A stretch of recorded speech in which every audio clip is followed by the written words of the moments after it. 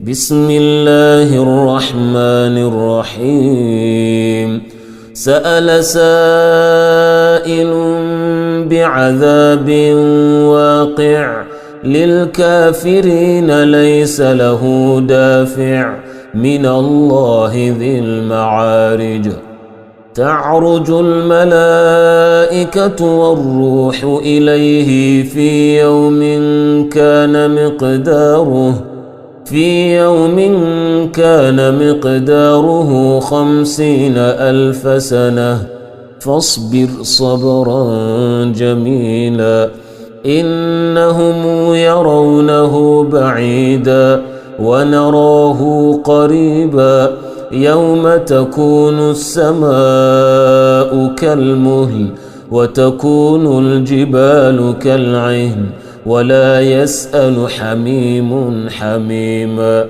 يبصرونهم يود المجرم لو يفتدي من عذاب يومئذ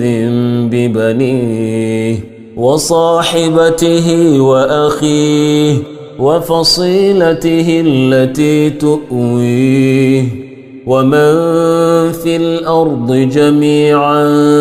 ثم ينجيه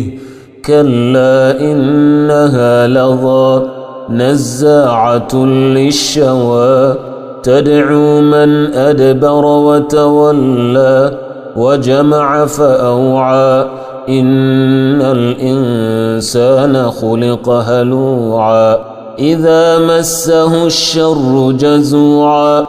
وإذا مسه الخير منوعا إلا المصلين الذين هم على صلاتهم دائمون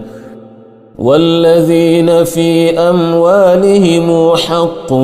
معلوم للسائل والمحروم والذين يصدقون بيوم الدين والذين هم من عذاب ربهم مشفقون إن عذاب ربهم غير مأمون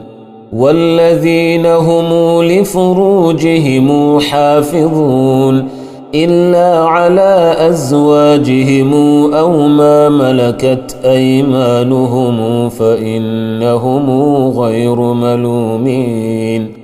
فمن ابتغى وراء ذلك فأولئك هم العادون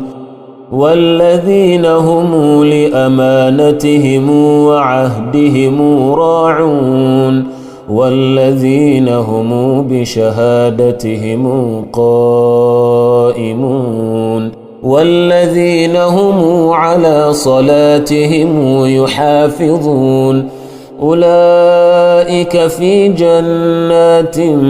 مكرمون فما للذين كفروا قبلك مهطعين عن اليمين وعن الشمال عزين أيطمع كل امرئ منهم أن يدخل جنة نعيم كلا إنا خلقناهم مما يعلمون فلا أقسم برب المشارق والمغارب إنا لقادرون على أن نبدل خيرا منهم وما نحن بمسبوقين فذرهم يخوضوا ويلعبوا حتى يلاقوا يومهم الذي يوعدون يوم يخرجون من الأجداث سراعا كأنهم إلى نصب يوفضون خاشعة أبصارهم ترهقهم ذلة ذلك اليوم الذي كانوا يوعدون